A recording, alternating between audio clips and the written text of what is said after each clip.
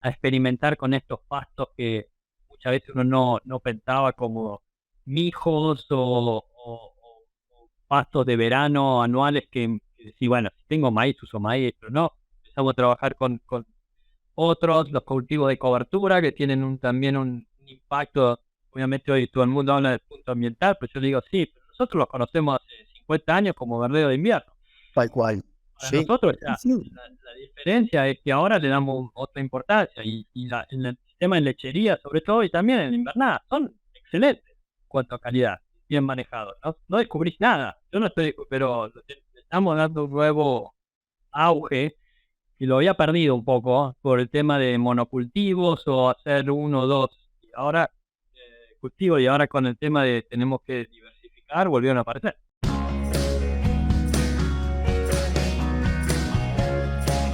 Hola a todos, bienvenidos a una nueva edición de Carnecast, la línea directa con lo referente de la ganadería. Soy Darío Colombato y en esta oportunidad tengo un invitado que me trae un montón de recuerdos porque es alguien con el cual hemos compartido hace muchos años nuestras andanzas como estudiantes de posgrado y después de postdoctorado y demás.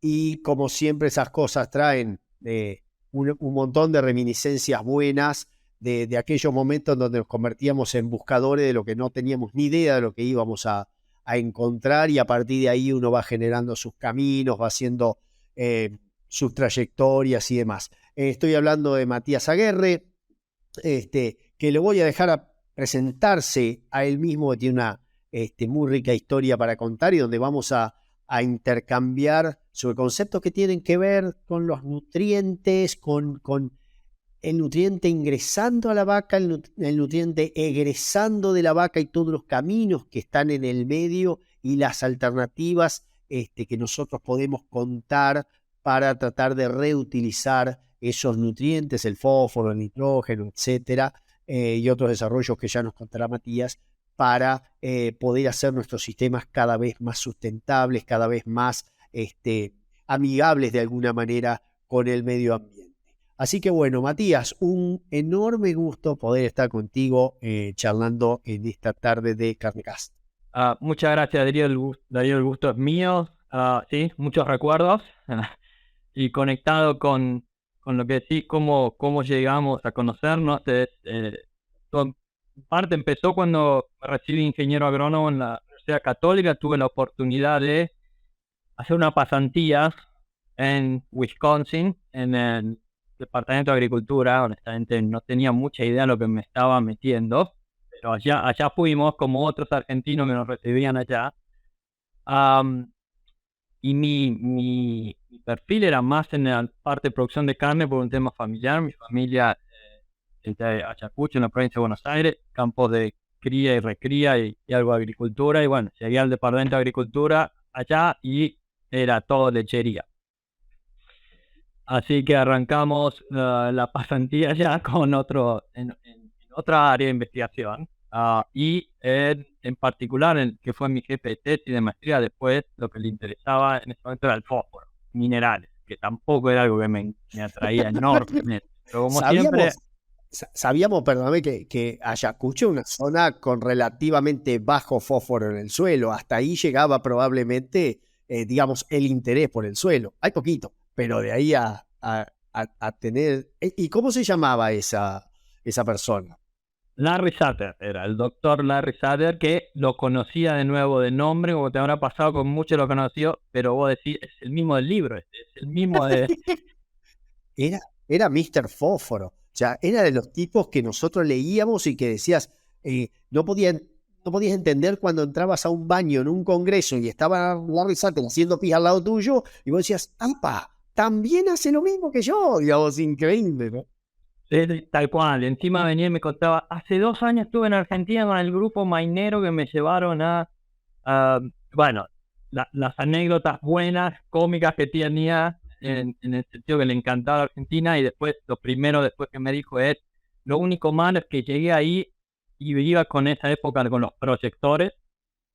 ¿Te acordás con los que usábamos El para el retro. PowerPoint? Y dice, el proyector quedó en aduana. Y yo le explicaba, era un proyector del departamento de agricultura, no me entendían nada.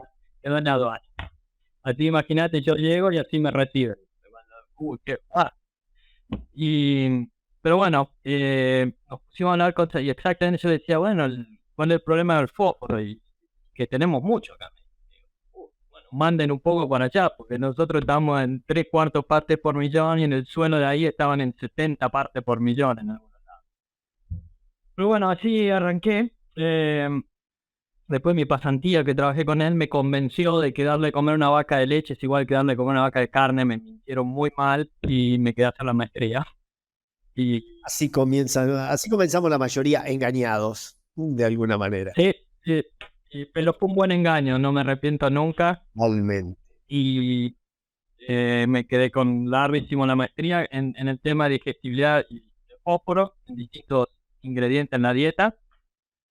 Eh, es muy, sí, a ver, cuando hablo del tema fósforo, a mí me gusta porque es una de esas situaciones en donde se arrancó con la investigación, que tuvo un impacto después en la extensión que lo llevó a nivel de campo y fue una de esas historias exitosas para mí de todo aspecto, porque lo demostramos a nivel de investigación y le tuvo un beneficio muy grande al productor y el medio ambiente. Así que es una de esas historias buenas. Elaborame un poquito de eso. ¿Cómo fue el proceso brevemente?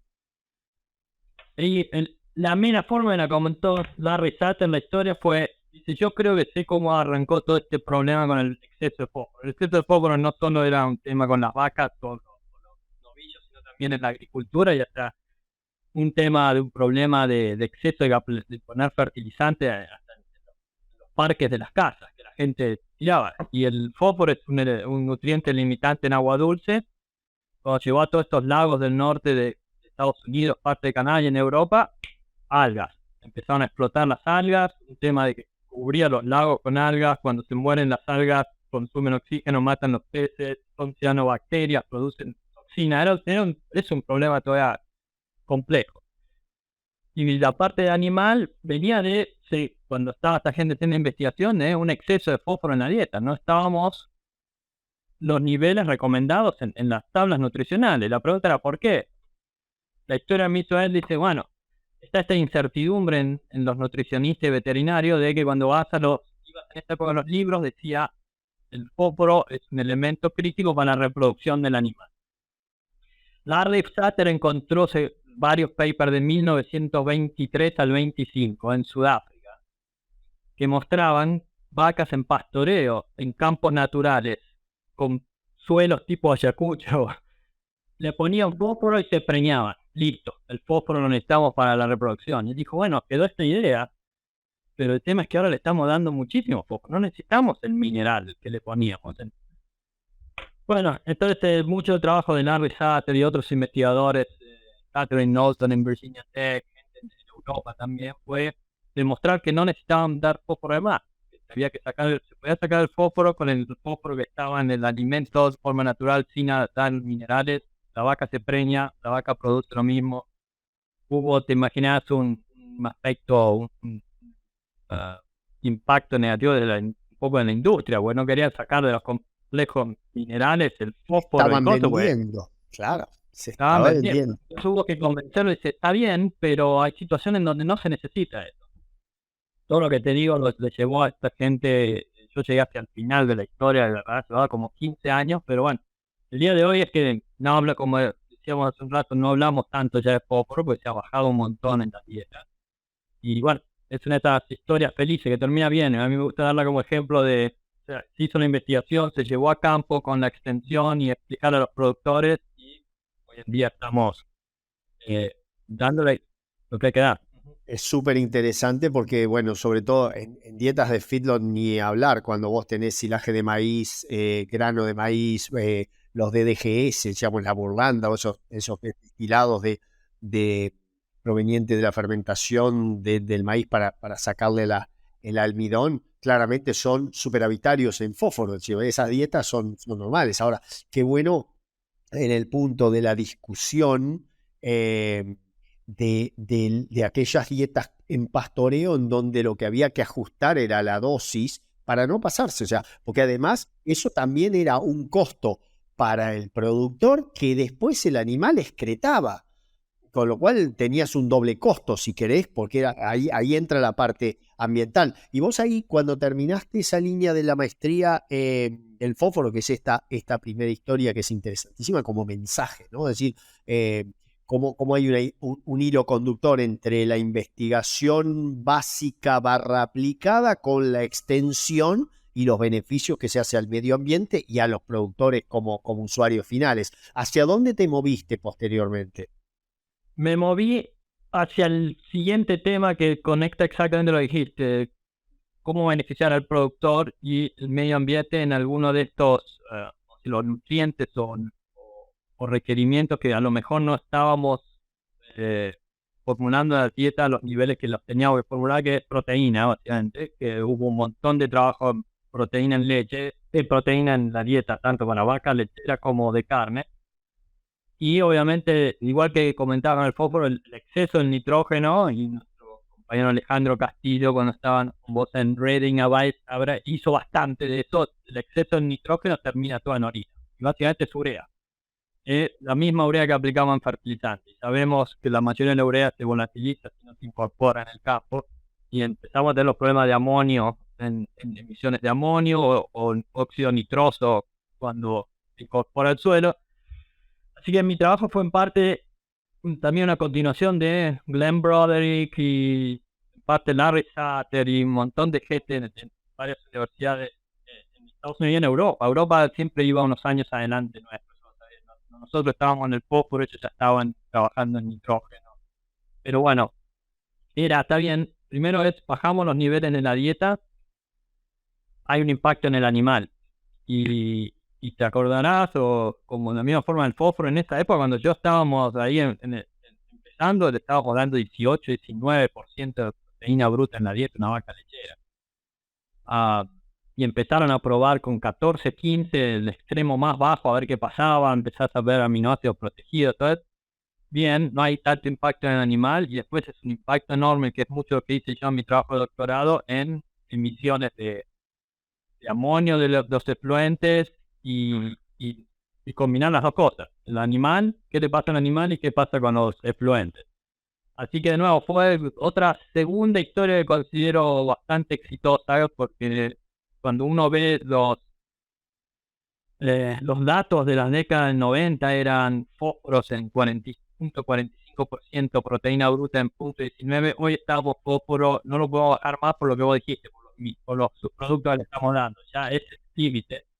Y en dietas, lo escuchaba en California, hay gente que está formulando 15%, porque ya piensa en aminoácidos y aminoácidos protegidos y no en proteínas. Yo creo que esos niveles de precisión que han ido obteniendo, en parte nos empiezan a acercar a la nutrición del cerdo, la nutrición digamos, de los peces, la nutrición del pollo. Ya, de alguna manera, voy a sonar medio temerario con esto, pero de alguna manera vos le vas trabajando o vas trabajando de forma tal que el rumen ya, si bien sigue siendo una enorme cuba de fermentación que puede variar de un lado a otro de acuerdo a tu manejo, pero es como que ustedes ya están pensando en niveles de aminoácidos más que de proteína. Antes tirábamos la proteína, dejábamos que el rumen la rompiera, que rearmara de acuerdo a los microbios que estaban fermentando esa proteína y la energía, que rearmaran sus cadenas y después iba a intestino.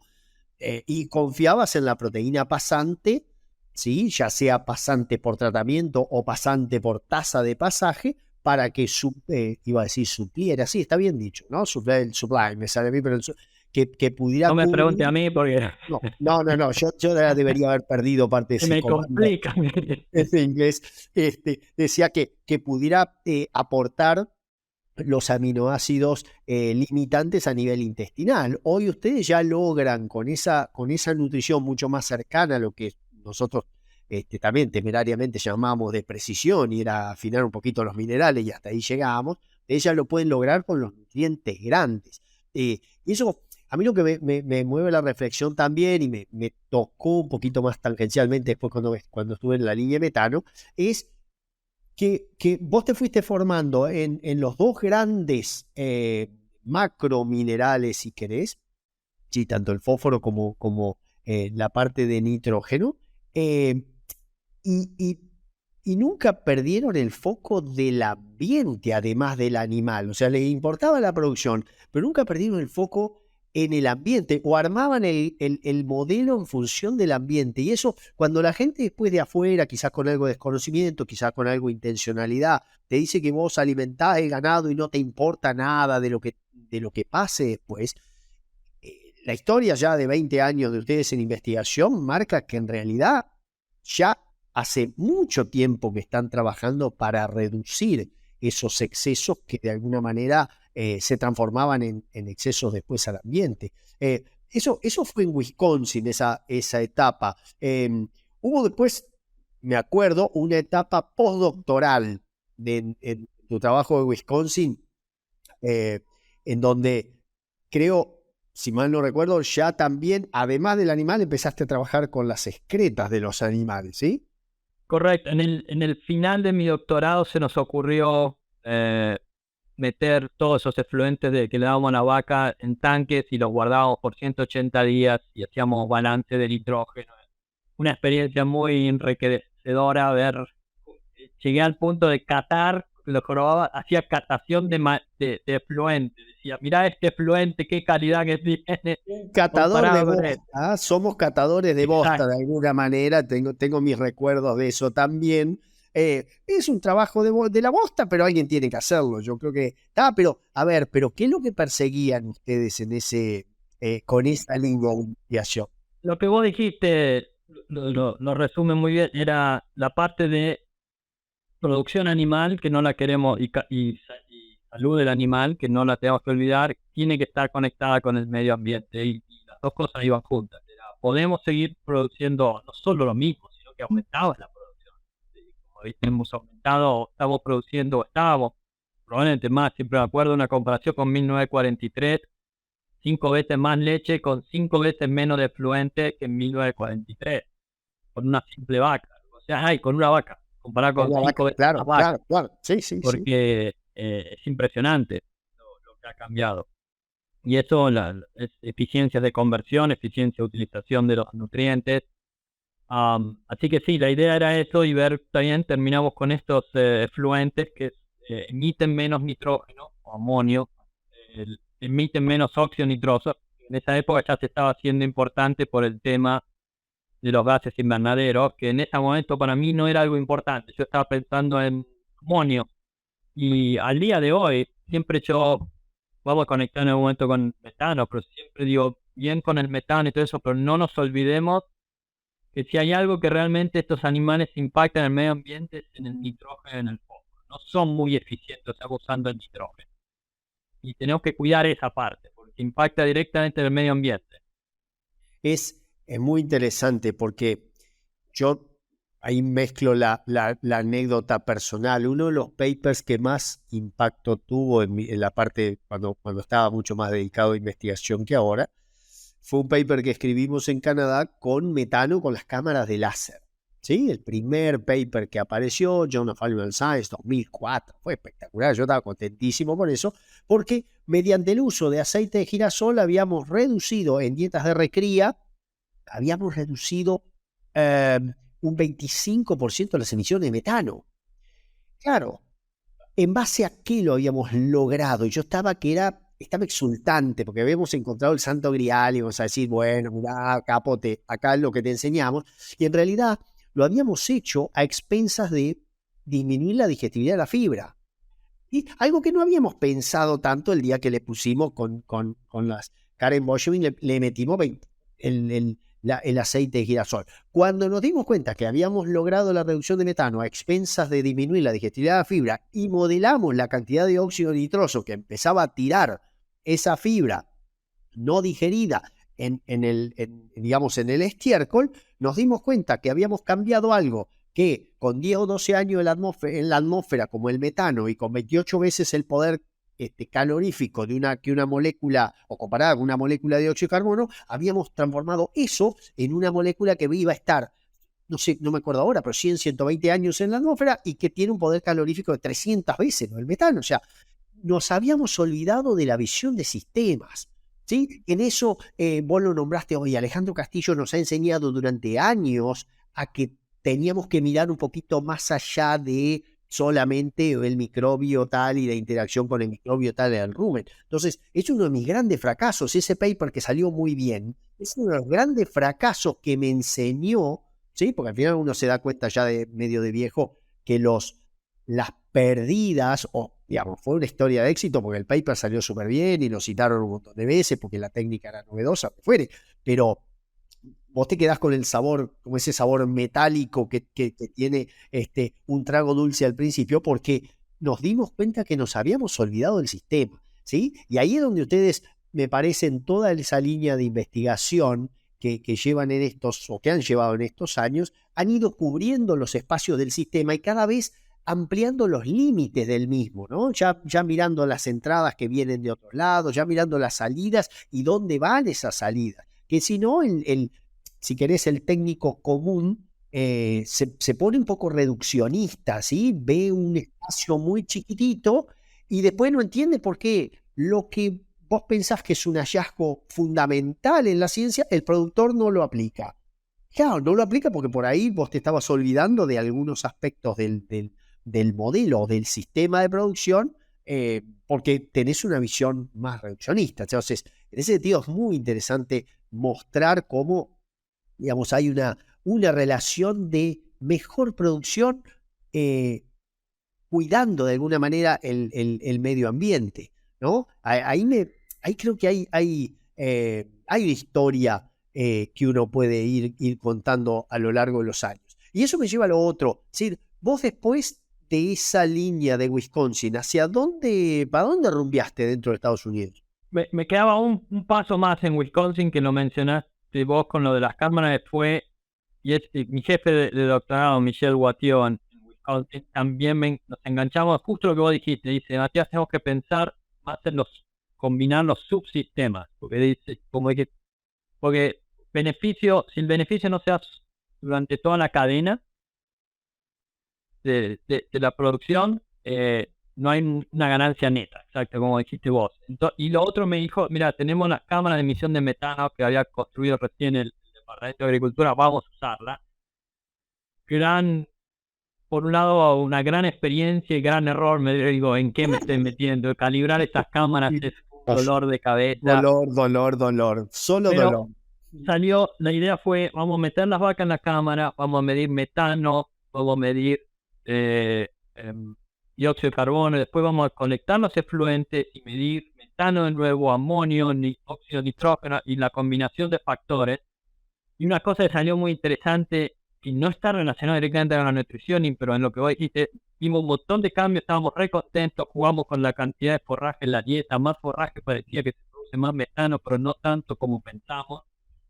Pero después las metimos en estos tanques de fermentación, el estiércol, y a la mitad lo quisimos simular que el productor tenía cama de paja de trigo, en la otra mitad nada. Bueno, la cuestión es que a los 50 días la paja de trigo hizo una crosta en el maniobro y yo estaba muy contento, había leído trabajo de Europa que eso mitigaba las emisiones de amonio.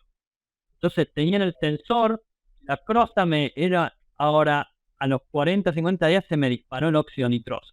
Y me pongo a leer y cada me dice, bueno, todo eso amonio pasa de una solución anaeróbica a una crosta aeróbica y empiezan los nitrógenos a oxidarse y formar óxido nitroso. Dijiste vos, qué lindo, mitigamos amonio, pero disparamos el óxido nitroso y ahí y dije, 100 años de calentamiento por delante.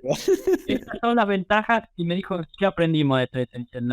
¿Por qué hay que hacer todo, tratar de cubrir la mayor cantidad de etapas del sistema y medir, en este caso, medir todos los gases? Porque lo que subimos en uno lo bajamos en el otro. Así que fue una experiencia muy buena. Exacto.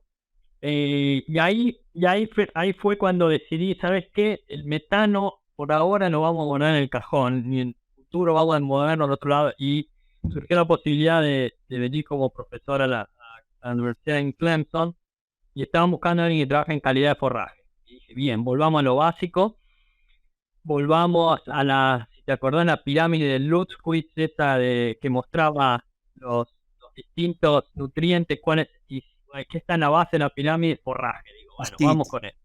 No será Ayacucho o Clemson, pero ya estamos acercándonos nuevamente en el círculo, estamos regresando. Claro, no, y yo ahora me peleo mucho con la gente, digo, todo muy lindo los aditivos, yo estoy honesto, pero ¿quién te da la base de todo? ¿Quién es lo que te permite que estos aditivos expresen su potencial? Que tengas un buen forraje. El pasto, el pasto. Exacto. Y Larry Chase, que te acordarás, el Extension Faculty de Cornell, una vez mostró una charla y yo le dije si le podía copiar, porque el productor del lechero de Nueva York le puso, los nutricionistas son tan buenos como la calidad de forraje que tienen para alimentar. Y yo dije, ¿sabes qué? Tiene mucha razón. Cuando tenés buen forraje, soy el mejor nutricionista. Cuando tenés mal forraje, yo por lo menos digo, ahí se me empieza a llenar de agua todo. Somos del montón. Cuando no tenemos mucho pasto, ni calidad de pasto, sos del montón porque se acaba la magia en ese sentido. Con lo cual tu laburo tiene que ser, tu trabajo tiene que ser producir el mejor pasto de calidad y aprovecharlo, ¿no?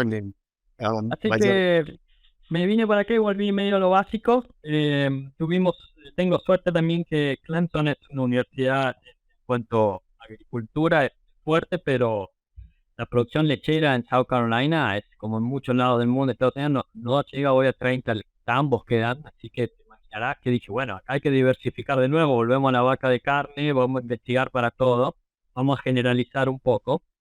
Así que la parte de forraje voy desde trabajar con nuestro amigo Gonzalo Ferreira a nivel de plots, en calidad de maíz, estilo de maíz y cómo podemos modificar la calidad de forraje, a experimentar con estos pastos que muchas veces uno no pensaba, como mijos o pastos de verano anuales que sí, bueno, si tengo maíz, uso maíz, pero no. Empezamos a trabajar con otros, los cultivos de cobertura, que tienen también un impacto. Obviamente hoy todo el mundo habla del punto ambiental, pero yo le digo, sí, pero nosotros los conocemos hace 50 años como verdeo de invierno.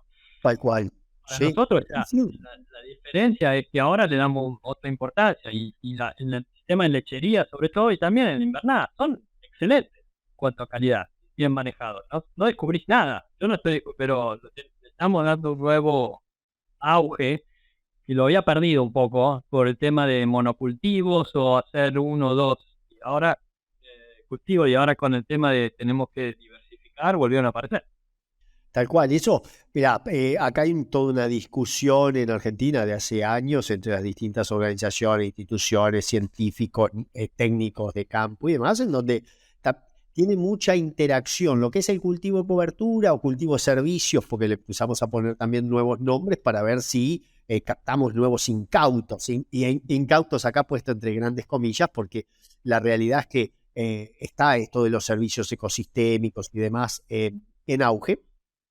Y nos hemos dado cuenta que los años, o sea, muchas veces usamos esos cultivos de servicios en invierno, lógicamente, porque están en medio de dos cosechas gruesas, pero en los lugares donde teníamos la napa demasiado cerca, esos cultivos nos ayudaban a bajar un poquito la napa para permitir una mejor implantación después y crecimiento de un maíz o una soja. Estos años secos los tuvimos que quemar un poquito más rápido y el que no los quemó se fumó agua de alguna manera. O sea que nos meten un montón de nuevas variables dentro de los modelos. Y yo te quería preguntar algo, no tanto del invierno como del verano. ¿Han probado? Porque lo escuché un par de veces, pero todavía no tengo experiencias propias. ¿Han probado dentro de los cultivos de verano, ya sea el mijo, por ahí alguna setaria también han probado? Sí, acá tenemos la moa, que la usamos bastante. ¿Han probado combinaciones de estos cultivos o siempre los han hecho como monofíticos dentro de las especies? Como sabes, cuando estás en investigación también hay que tratar de ser original o buscar áreas que a veces decís, bueno, acá falta información o tomamos datos, de nuevo el caso del fósforo, algo que sabemos desde la década del 20, pero ¿qué tan seguro estamos con eso? Pero bueno, una de las cosas que empecé a trabajar es en eso. Teníamos mijo, teníamos sorgo en Sudán, siempre me decían acá, en el sudeste nos faltan leguminosas. Entonces dije, bueno, vamos a empezar a ver estos monocultivos con mijo, sorgo, y los vamos a intersembrar con algunas leguminosas anuales de verano, que es cuando falta. Hay una que se llama cowpea, que le dicen acá, que es como una soja, lab, que es una leguminosa australiana, que son todas enredaderas que trepan en la planta. Entonces dijimos, a ver, vamos a ver si funciona. Bueno, la cuestión es, lo interesante, este fue el primer proyecto de un estudiante de posgrado mío. Ella vio que cuando hacíamos el monocultivo de mijo era donde teníamos el rendimiento más alto. Y cuando mezclábamos con estas, en particular con estas leguminosas, bajaba un poco el rendimiento. Entonces nos pusimos a hablar y vimos, bueno, el tema con estas leguminosas es que no tienen un muy buen crecimiento cuando la cortás la primera vez, un rebrote, o muchas leguminosas de este tipo. Entonces cortábamos, cosechamos 2 o 3 veces al año los verdeos, cosechábamos la primera vez una pastura preciosa de mezcla, la segunda vez volvía el mijo, pero muy poco volvía la leguminosa. Entonces empezamos a analizar los datos y bueno, obviamente ponemos la leguminosa y sube el nivel de proteína en la mezcla, pero lo que yo les decía, el tratamiento de monocultivo teníamos ponerle 13% de proteína y en el otro subía 14,5%. Sí, lo detectábamos estadísticamente. Ahora, biológicamente, ¿Qué nada. impacto tenía? ¿Qué diferencia va a haber una vaca de cría o un novillito o una vaquillona? Por otro lado, se nos vino abajo 20% el rendimiento por hectárea, entonces que el productor va a tener que sembrar más Eso, para eso cubrir. te iba, Entonces, eso te iba a preguntar, porque uno puede medir el rendimiento a veces por materia seca, pero por ahí por nutriente vos lo mejorabas, pero ni siquiera eso, lo reducías más. O sea, no compensaba el aumento en proteína en porcentaje, no compensaba la cantidad de menos materia seca que daba, ¿no?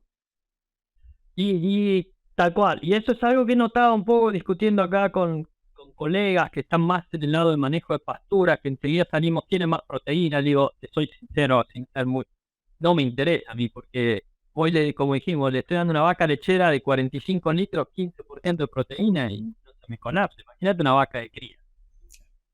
Y sí, Ya, el tema es el entonces, consumo. bien, me subiste un poquito, pero entonces yo empecé a trabajar en base a otra gente que también hace algo similar. Empezamos, en vez de ver rendimiento en kilos por hectárea de materia seca, rendimiento en fibra digestible por hectárea.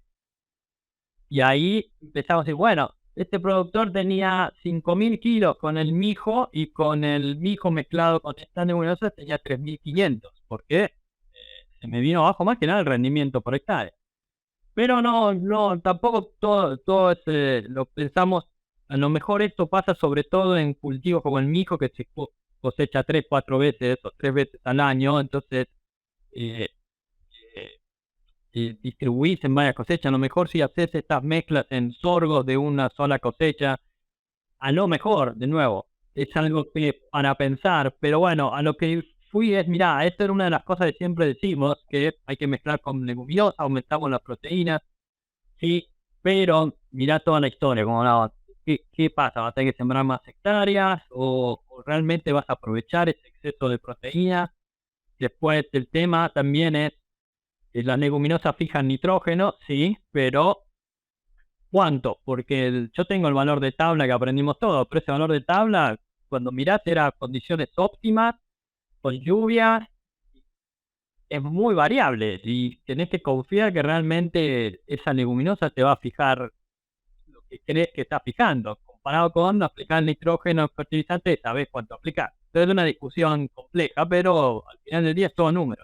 Pero fíjate que ahí también, o sea, ya mirando la línea temporal de tu trabajo, ya ahí también te tuviste que meter dentro del suelo, ya con el forraje y el suelo. Antes era el nutriente que entraba en la vaca, salía la vaca, ibas al suelo o ibas al estiércol y ahora ya están metidos ahí. Nosotros estamos discutiendo eso acá, por ejemplo, con la setaria, con la MUA, de tratar de ver si no la puedo mezclar con soja, por ejemplo, con soja de ciclo largo para pastoreo. Imagínate, los precios de la soja, aún con las condiciones particulares de Argentina, alguien le decís vamos a sembrar soja para hacer pastoreo y no cosecha, más con la sequía de soja que se va a dar en este año que viene en Argentina, bueno, es como que te miran raro, ¿no? Pero por eso me traía la curiosidad de ver, y me alegra de alguna manera que estén mirando esas cuestiones y que la vean siempre a nivel de sistema, es decir, ya no buscar rendimientos por ahí lo hemos visto y lo hemos discutido muchísimas veces, cuando la gente habla de rendimientos en materia verde y se queda con, qué bueno, 60.000 kilos de materia verde, sí, pero con 20% materia seca, eso es un quinto, esos 60.000 es un quinto, tenés 12.000 de materia seca, y de ahí cuánta fibra, y esa fibra es digestible, no digestible, ¿sí? Ahí tenemos una mirada nos pasó con el silaje de maíz, discutiendo cuánto nos da en verde, cuando en realidad nos importaba cuánto almidón nos daba por hectárea, cuánta fibra, y esa FDN digestible a las 30 horas que hablaba mucho Bill Weiss, que hoy lo nombraste Gonzalo, y lo mismo Alejandro Reding, no tuvieron a Bill como uno de los supervisores de doctorados y demás. O sea, cuánta de esa fibra realmente se digiere como para hacerse aprovechable y cuánta no se digiere para saber que va al estiércol, ¿no? Esto me lleva por ahí también en la línea temporal a nuestra querida y bien amada reina de las forrajeras, a la alfalfa. ¿Ustedes han estado trabajando en alfalfa últimamente? ¿Cómo es la producción en Carolina del Sur con la alfalfa? Mira, mi historia es, te imaginas, haciendo Ayacucho, provincia de Buenos Aires, la alfalfa en los 90, 80, no, ni hoy en día, pero menos en esa época. Mi abuelo le nombraba alfalfa y era, llego a Wisconsin y alfalfa en esa época, mucho más que ahora, hasta por los postes.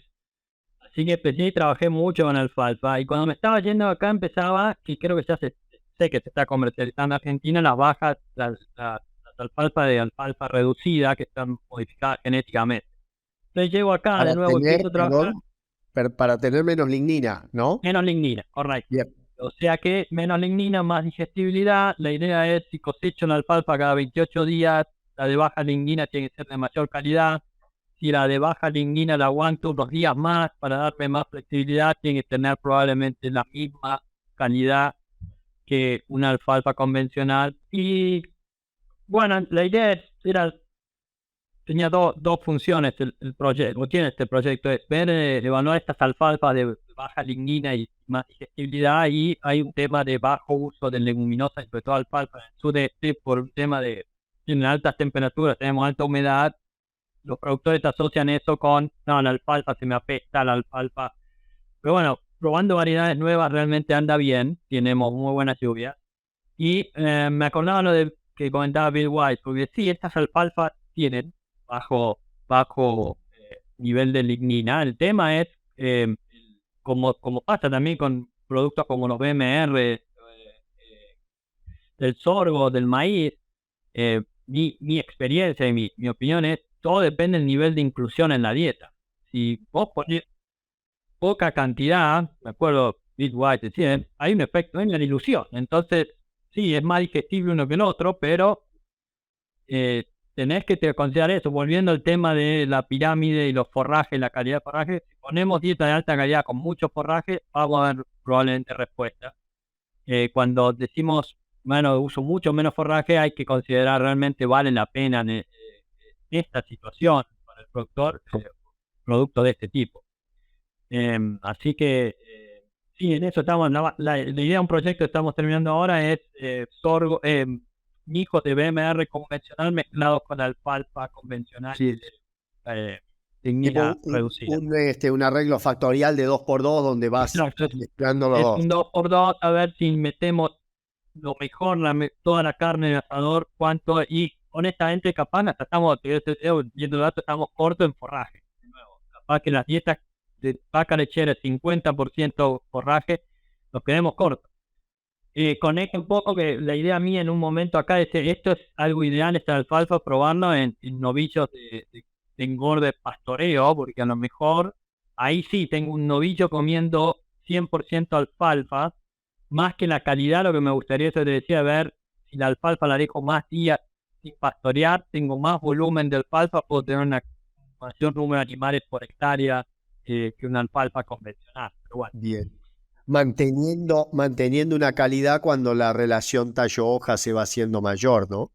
Eso está bueno. Sí, sí, pero esto también me trae las reminiscencias. Yo estudié mucho sobre la base del tallo de alfalfa cuando metía mis enzimas campeonas en el doctorado y después en el postdoc. Mi modelo era el tallo de alfalfa porque era un modelo muy interesante en el sentido de las dificultades que le plantea al microbioma ruminal para su fermentación, digamos, esos silemas que son como vigas tremendas que se ven de las paredes. Estaría buenísimo verlo sobre estas alfalfas modificadas para eso. Y bueno, yo, a ver, me quedaría charlando 2 horas más, porque esto es súper interesante. Hay toda una línea y una coherencia temporal entre los trabajos de los nutrientes y cómo uno va bajando y va llegando a la pirámide de la nutrición y haciendo énfasis en el forraje, haciendo énfasis no solo en la performance animal, sino en los efectos que hace al ambiente desde el punto de vista gaseoso. Hablamos del metano, desde el punto de vista, bueno, del óxido nitroso también, de la parte de lixiviaciones, como es el caso del nitrógeno cuando justamente se lixivia la urea de la orina, principalmente, que es la vía donde se empiezan a canalizar, perdón, los excesos de nitrógeno en primera instancia, por lo menos de donde se dispara todo eso, hasta llegar a sistemas pastoriles más complejos con combinaciones de verdeos de verano, que es tema que habitualmente no se trata, ¿no? En Argentina, por lo menos, claro, los cultivos de servicio fueron pensados para el invierno, lo mismo pasa en Uruguay, pero no están tan pensados en verano, porque en verano nos estamos ocupando con maíz, con soja, ¿no? O sea, o girasol en el caso. Pero bueno, yo como para darle un cierre, pensaría en consultarte dos cosas muy, muy, muy cortas o muy largas, depende cómo uno las conteste, pero primero es decir, en función de tu experiencia como alguien que fue a formarse afuera, primero con una pasantía de 6 meses como estudiante de grado y luego ya con la maestría, el doctorado, el postdoc y bueno, ahora las posiciones. ¿Qué mensaje uno le puede dejar a los y las, como decimos ahora, interesados en seguir esa línea, digamos, del estudio de la nutrición animal y sus múltiples interacciones ambientales, sociales, etcétera? ¿Cuál es tu reflexión ya habiendo pasado 20 y algo de años en esto? Y esto aplica a cualquier parte del mundo, o sea, no solo acá, aplica a Europa, Australia, Canadá. El tema, y se los digo a chicos cuando vienen acá, estudiantes, la pasantía es muy buena. 2 aspectos. Uno, a vos te permite ver, ¿es esto lo que me gusta hacer o es algo que voy a hacer por un tiempo? Es una buena experiencia y después me voy a otra cosa. También voy a ir para el lado de, con la maestría es lo que me interesa. Y segundo, y ahora que estoy del otro lado, le permite ver a la persona que probablemente te vaya a contratar o recomendar cómo trabajar. No es lo mismo. Sí, vos podés conseguir a lo mejor los fondos y ir a trabajar a un lugar y a lo mejor la relación no es la mejor. En cambio, a mí me abrió muchas puertas eso, el haber estado 6, 8 meses trabajando ahí. La Resater dijo, sí, seguro, quédate, pero él me dijo, si te interesa en otro lado, podemos conseguir. Así que creo que las pasantías son buenas, excelentes, no buenas. Lamentablemente puedo estar un poco desactualizado, pero se perdieron mucho, sobre todo en el tema de Argentina. La verdad es que había un grupo, tanto UBA, CUCA, el Balcarce mandaba gente, yo no creo que estemos mandando al mismo, ni cerca de esos grupos, esos jovencitos que éramos, que ya no somos. Así que el esfuerzo lo vería por ese lado.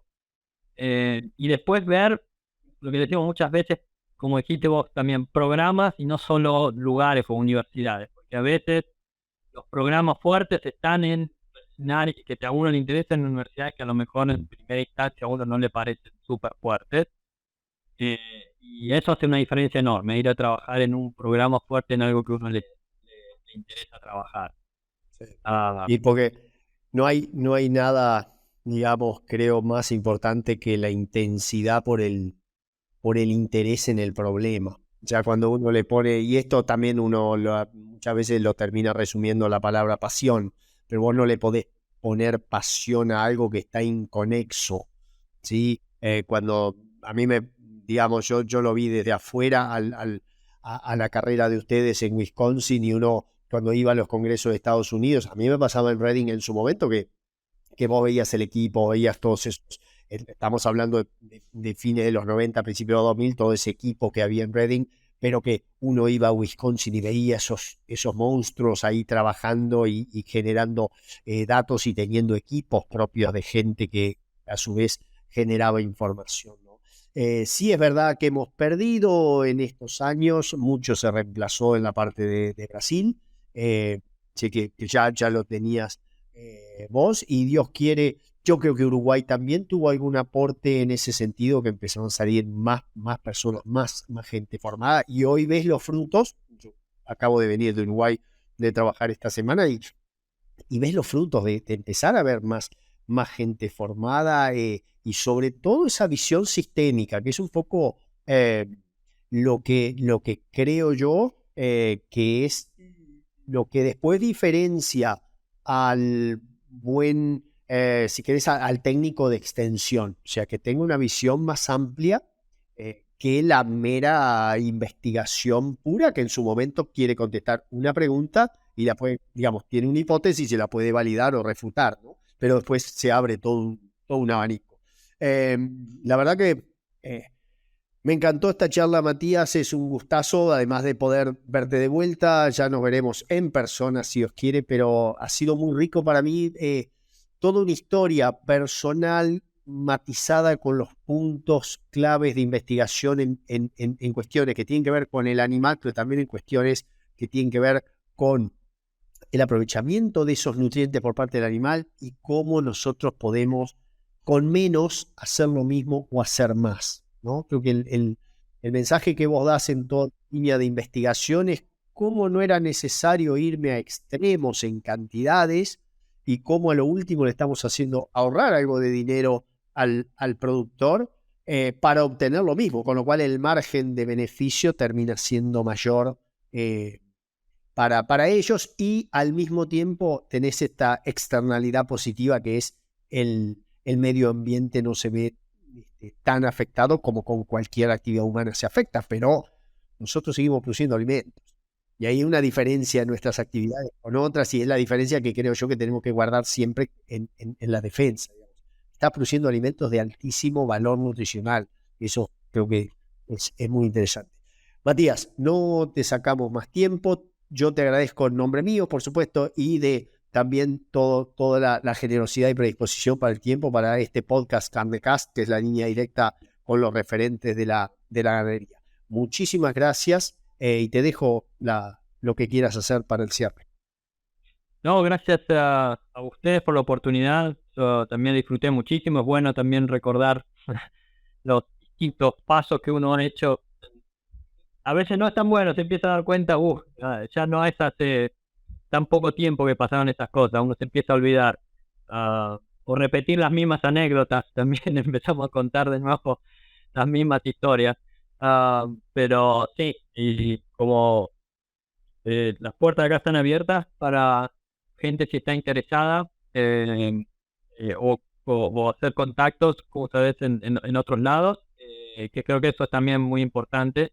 El primer paso siempre es fundamental. De nuevo, volviendo al tema de esa, a mí me ayudó mucho saber que estaban gente como Santiago Reynal, en Wisconsin en esa época, o Gonzalo Ferreira, que no es lo mismo caer de paracaidista que sin ningún contacto, que sabiendo que hay gente esperando. Así que eso fue muy bueno también. Sí, es muy interesante esto que mencionás en sentido personal para cualquier persona que tiene una idea de irse, digamos, si puede ir recomendado por alguien como para que alguien lo esté esperando y que uno conozca las cualidades humanas. eso me parece que es un tema que excede a cualquiera de las charlas que nosotros tenemos en los podcasts y demás, lo que es de suma importancia. A mí me pasó, o sea, a mí me dijeron, anda con este supervisor en su momento, porque su don de persona y de formador de gente por ahí hasta excedía, ¿sí?, la productividad científica que podía tener o los temas que estaba tocando en ese momento en términos científicos. Entonces vos decías, pero a mí no me interesa trabajar esto, pero vas a ir con alguien que te va a guiar en armar tu propio camino y vos después lo vas armando con tus errores, con todas las cuestiones, ¿no? Pero es muy interesante este último punto y claramente yo lo tomo, ya no puedo personalmente probablemente aparecer como un pasante, tendría que retocarme bastante el rostro y demás, pero sí saber, y eso sí lo tenemos muy claro desde acá, saber que uno cuenta con personas de un altísimo nivel científico, pero además de un altísimo nivel humano en distintos puntos tanto de Estados Unidos, de Europa, como de Canadá también, para poder confiar la educación mayor, digamos, ¿no? El further education que dicen en inglés de sus graduados. Así que, Matías, muchísimas gracias por este tiempo. Un gran abrazo a la distancia y bueno, ya nos veremos, si no en Florianópolis en junio, probablemente en Estados Unidos en alguna vez regresaré a esas ligas que tanto me gustaba frecuentar. Un abrazo grandísimo. Igualmente, sí, acá te esperamos. Muchísimas gracias.